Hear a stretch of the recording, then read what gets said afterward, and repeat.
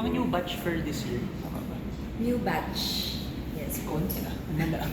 Saan na ako sa Newly 20? contracted. Newly contracted. So bago na yung ano nyo. Iba na ngayon yung ano namin, yung flow ng onboarding. Yung nag-site trip na yung mga newly contracted. Ba't binago bigla?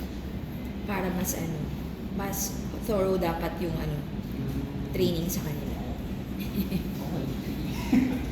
Sige, ayun. So, familiar na ba kayo sa estate or hindi ba? Familiar naman. Familiar naman. Yes, may familiar naman. So, to give you an idea, by the way, yung location nito, this is in Arca South. So, this is a 74-hectare mixed-use estate. So, yung unique selling proposition natin for this one is that it's accessibility heading to the other estates. Since from here to the airport, which is over here, it is around less than 5 kilometers away. From here to BGC, it's around 5 kilometers away. And to Makati, it's around 7 kilometers away. So within a 7-kilometer radius lang siya.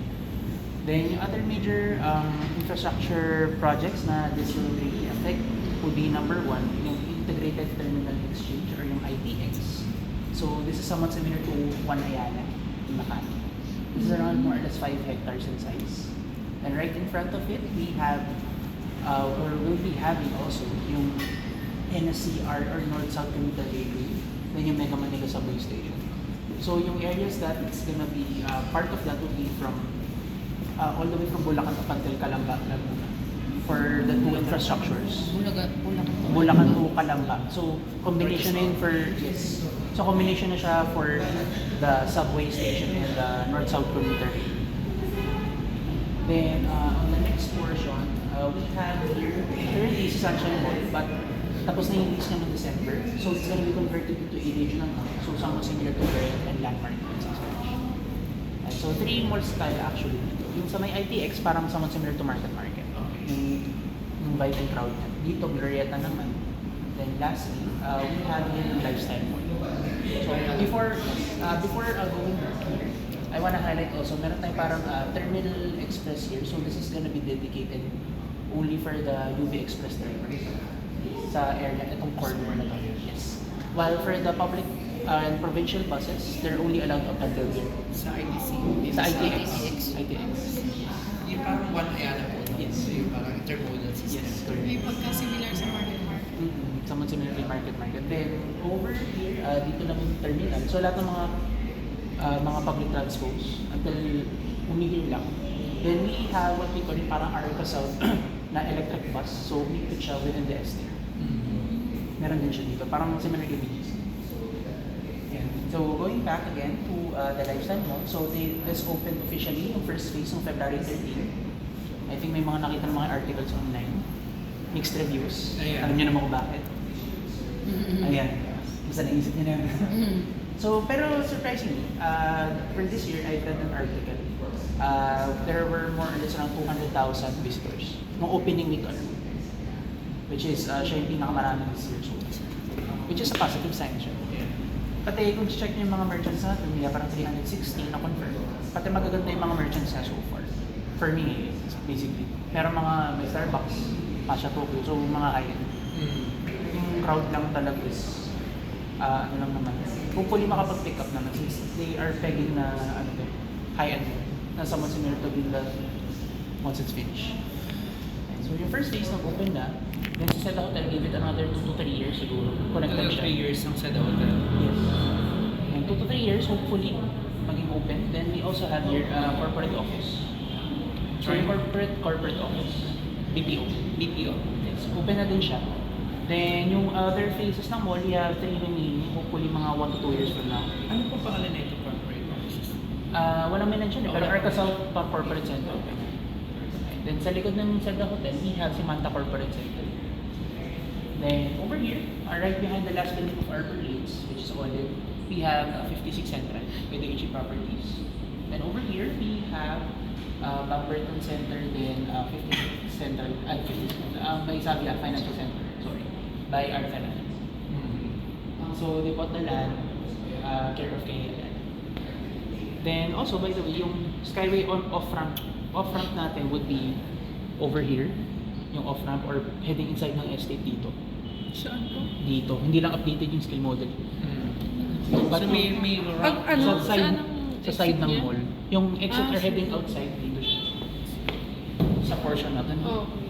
Oo, dito. Originally dapat yung dapat diretso po, no? Pero dito po yung wrong. yung ramp pababa, papasok na estate dito. Pag ganun. Saan yung ano, yung rotonda na may Arca South? Arca South dito banda. Sa Meron unahan. dyan. Dito, no? Sa Yes, unahan. dyan banda. So, dito pala siya. Dun Sa may banda. ano, Hmm. labas.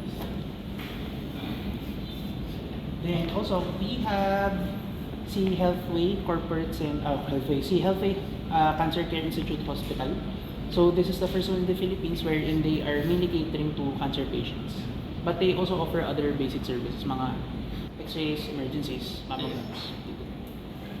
Then also, for the future development, di lang siya updated pero sa Arca South Visitor Center natin, we have si, what we call this? Landers. Si Landers. So this is the third largest landers in the Philippines. Second biggest will be sa Bacolod. Biggest one is in Vermosa. Para just may konting trivia kay Bigla. Right behind it, Yung context po sa yun. yung Caltex, nandito siya pa. Sa side na yun. Yes, nandito yung parking ni Landers, si Caltex, then si Blue Leaf Events. Oh, kasi yung, ano, Blue ito Leaf. yung, Blue ito Leaf. yung, ano, yung Parkas Kids eh. Dapat ng Parkas Kids.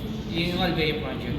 Then meron din tayong si Arca South Football Pitch. Football pitch. Football pitch. And so they opened officially to the public Football pitch last year. kasi ano na siya, existing na natin. Last year lang siya in-open to the public officially. Then, any further questions so far for the commercial areas?